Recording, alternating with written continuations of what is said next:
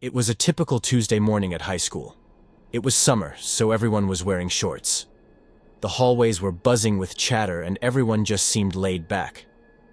I was in my senior year, just a few months away from graduation, and like most of my classmates, I was counting down the days until we could leave high school behind for good. I couldn't wait to go to college. College football, frat house parties, and subjects that actually interested me.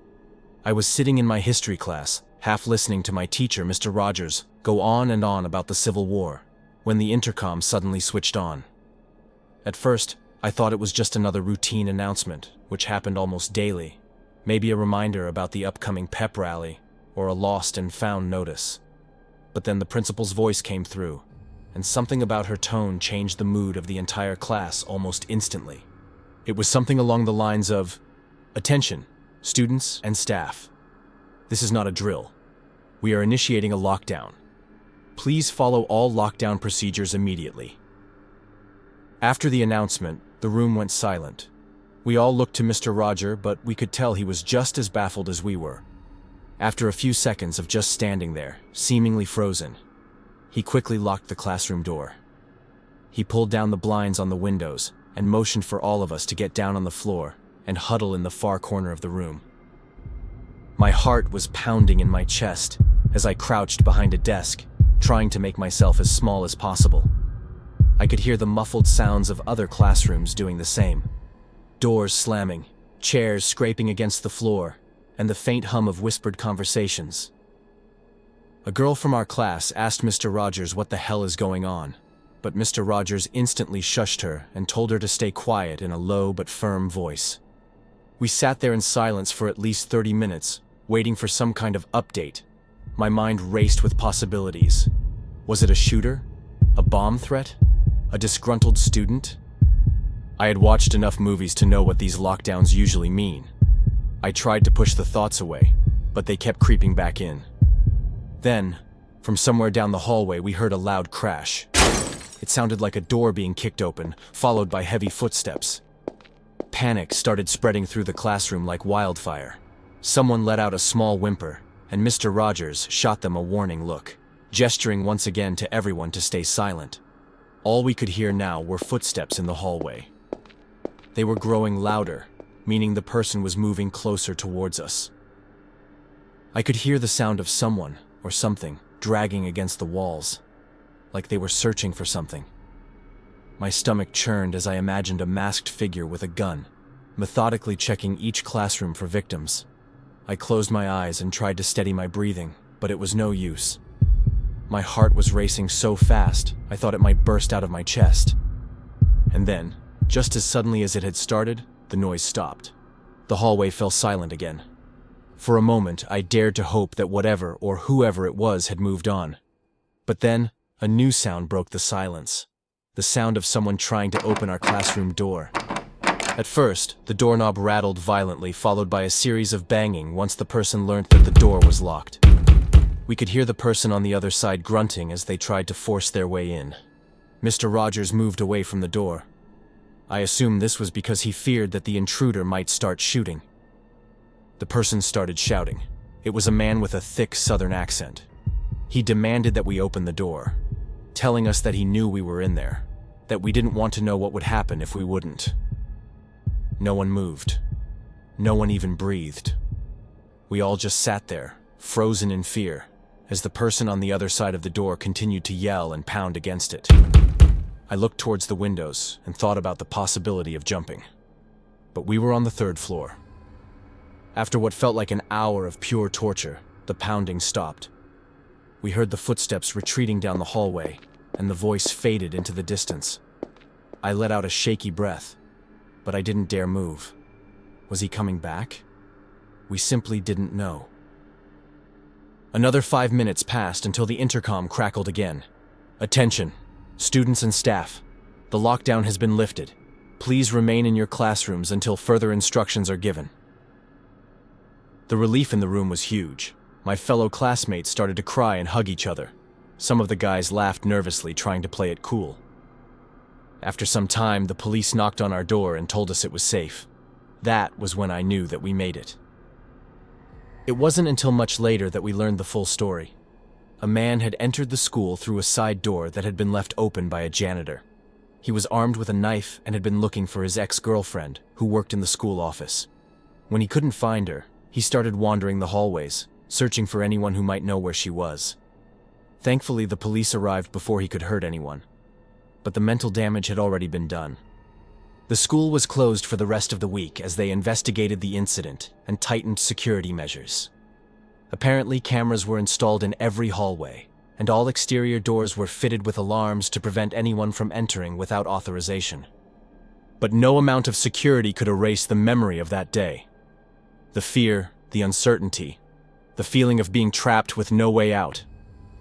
Lots of students, and also a majority of the teachers, started therapy after the event. It took myself weeks to actually feel safe walking the hallway again. Even though we knew now that it hadn't been a shooter, but just a crazy guy looking for his ex-girlfriend who most likely wouldn't have harmed us didn't change much.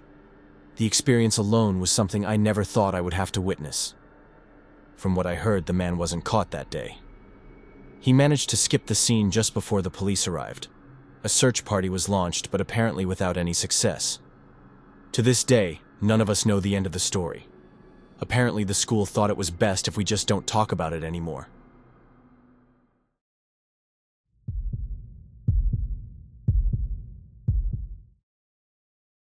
It was a Tuesday morning at school. I was in my usual spot, tucked away in the school's library, working on my senior thesis. The library was my sanctuary. Quiet, peaceful, and far removed from the chaos of the main building. I wasn't crazy about school, but I didn't mind it either. I couldn't wait to finish high school and go to university and study computer science. Shortly after 10, I heard an announcement on the intercom. The principal's voice, usually calm and collected, was tense and urgent.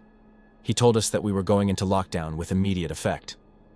The library fell silent. The few students scattered around the room exchanged nervous glances. The librarian, whom I grew very fond of, quickly moved to lock the doors and shut the blinds. Lockdowns weren't entirely uncommon. We'd had a few over the years, mostly false alarms or precautionary measures. But something about the principal's tone made this feel different. I pulled out my phone and texted my best friend Jess, who was in her chemistry class on the other side of the building. I asked if she's okay and if she knew what was going on. She didn't respond.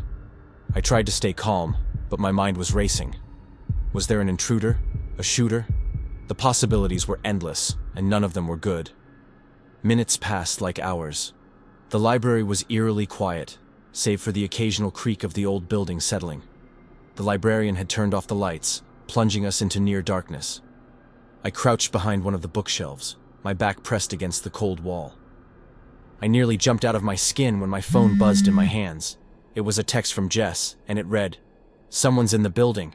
They're saying he has a gun. Stay safe." My stomach dropped. This was real. Someone was in the school and they were armed. I wanted to call my parents to hear their voices, but I knew I couldn't make any noise. I texted them instead. "There's a lockdown at school. I'm safe for now. I love you." I hit send and prayed they wouldn't panic. We heard someone approaching the library. I almost stopped breathing entirely. The footsteps grew louder, the shuffle of someone moving quickly. My mind raced. Was it the intruder? A teacher? A student?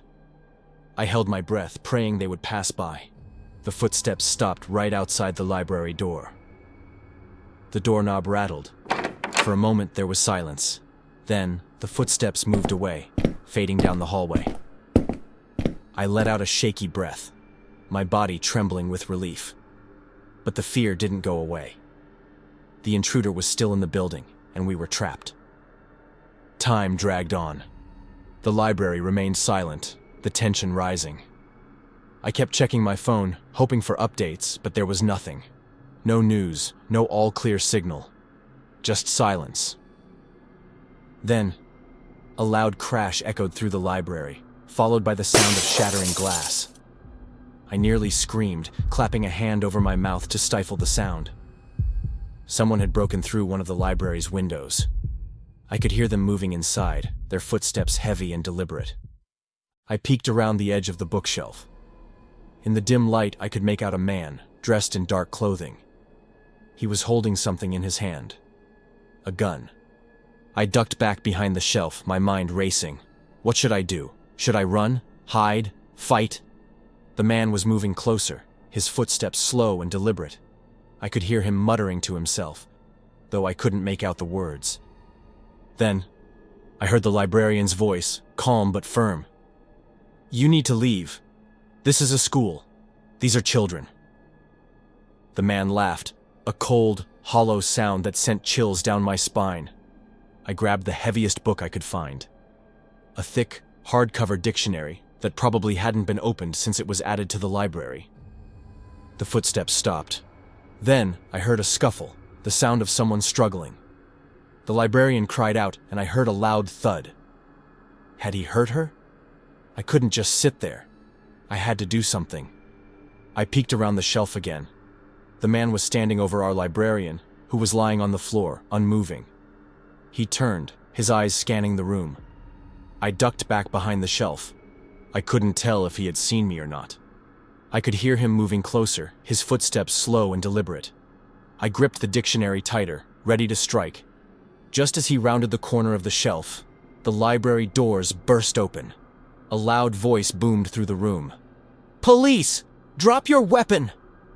He turned toward the door, raising his gun, but before he could fire, there was a bang so loud it hurt my ears. The man crumpled to the floor, his gun clattering out of his hand. The students in the library, including myself, screamed. The police moved in quickly, securing the man and checking the librarian. She was alive, but injured from a stabbing wound. The police escorted us out of the library, into the bright light of the hallway. The school was swarming with officers, their presence both comforting and overwhelming. I was taken to the gym, where other students and teachers were gathered. I found Jess in the crowd, and we hugged tightly, both of us crying with relief. We learned that the man had been a former student, expelled years ago for violent behavior. He had returned seeking revenge against a specific teacher, though his motives were never fully explained. The librarian had been taken to the hospital. The knife had been just inches away from being fatal. She was expected to make a full recovery. The man was shot dead in the library, just a few feet away from where I had been hiding. Seeing someone's life vanish just before one's eyes is something I will never forget.